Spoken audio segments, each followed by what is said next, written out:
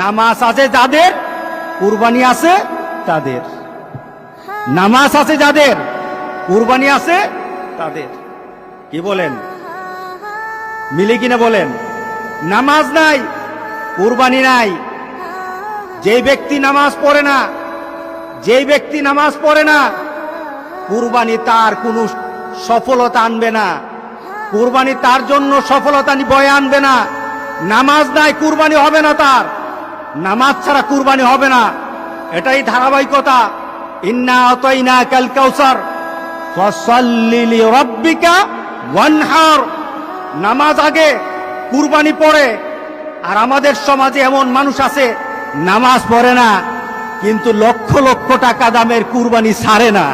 এমন আছে কিনা বলেন? তার মানে কি? সে দিন বুঝে না, সে ইসলাম বুঝে না, সে মুহাম্মদ সাল্লাল্লাহু আলাইহি সাল্লামকে দেওয়া আল্লাহর ঘোষণাও জানে না, ইব্রাহিম আলাইহিস সালামকে দেওয়া সেই কুরবানির নীতি জানে না। এই কুরবানি তার জন্য কোনো সফলতা বয়ে আনবে না। সুতরাং যারা কুরবানি দিচ্ছেন, আপনার নামাজ নাই, উলামায়ে কেরাম কিন্তু বলেছেন যাদের সাথে নামাজ নাই, যাদের সাথে নামাজ নাই, নামাজি ব্যক্তি যেন তাদের সাথে কুরবানি না দেয়। কারণ বেনামাজির কুরবানি হবে না। আপনার 7 নাম দিলেন, 6 জন মানুষ নামাজ পড়ে, একটা মানুষ নামাজ পড়ে না, বিপদ কিন্তু হয়ে গেছে, বিপদ কিন্তু হয়ে গেছে।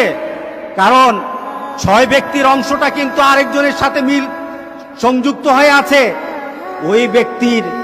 ওই ব্যক্তির বেনামাজি হওয়ার কারণে উলামায়ে কেরামের মতামত, সব উলামায়ে কেরামের মতামত, নামাজ যার থাকে না, কুরবানি তার হয় না।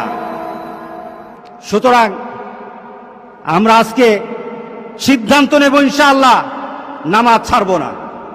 রাজি আছি সবাই? কি ছাড়বো না বলেন? নামাজ ছাড়বো না।